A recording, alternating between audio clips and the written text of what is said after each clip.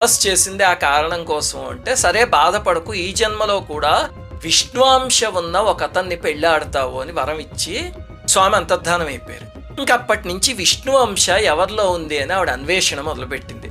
ఒక వినాయక చవితికి మహర్షులందరూ నదిలో స్నానం చేసి మట్టితో స్వామి ప్రతిమ చేసి దాన్ని ఒక చెట్టు కింద పెట్టి పూజ చేసుకుని ఆ తరువాత వినాయక తత్వాన్ని ఒక మహర్షి అందరికీ చెప్తూ శుక్లాంబరధరం విష్ణుం శ్లోకాన్ని చెప్తున్నారు. విష్ణుం అనే పేరు ఏమిటి అంటే, విష్ణువు అంటే విశ్వవ్యాపకమైన శక్తి, విష్ణువేనా గణపతేనా ఒకే శక్తికి భిన్నమైన రూపాలంతేను, ఆ శక్తి మాత్రం ఒకటే అని ఏదో చెప్తూ ఉంటే ఆ తల్లి విని, ఓహో అయితే విష్ణువంశతో ఉన్నది గణపతి అన్నమాట అని మనస్సు పొంగిపోయి వెళ్ళి అమాంతం ఆ విగ్రహాన్ని కౌగిలించుకుంది. స్వామి నువ్వే నా పతివి అని మెళ్ళో పూలమాల వేయబోతే గణపతి విగ్రహంలోంచే వారించి, అమ్మా మోహావేశంలో తొందరపడకు, నేను నీ పతిని కాదు అని చెప్పి చెయ్యి కూడా నిజ